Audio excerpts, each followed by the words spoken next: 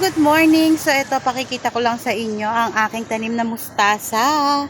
Ito nga pala, itinanim ko nung nakaraang October 30. So, ngayon 9 days na siya. O, bali, parang 10 days na yata ngayon. O, diba, malalaki na. Ililipat ko na sila. At ito mang aking, celery. May tubo na rin siya. Dalawa yan celery, diba? Tapos, meron din ako ditong spinach. Ang daming tubo ng spinach ko. Tapos, may lettuce din ako dito. Syempre, itinanim ito. Isa nga lang ang tumubo. Sana, kahit dalawa man lang, okay na, diba? Tapos, may ipinunla din ako ditong okra ulit. Kasi yung okra ko is medyo nasira. Parang namatay yung isa, kaya ito nagpunla ulit ako.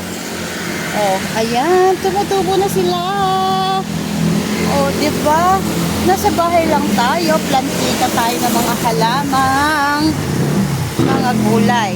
Kasi naman masarap sanang itanim yung mga bulaklak, maganda sa mata, pero syempre mas in ngayon ang mga vegetables kasi sa mahal ng bilihin na naman ko. Sa bahay, kahit paano, may ani-ani tayo ng konti. Diba? Ito yung siling.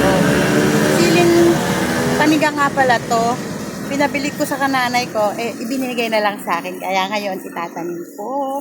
Tapos itong aking mustasa, ililipat ko na siya kasi malalaki na siya. At siksikan na. Tara, samahan niyo ko.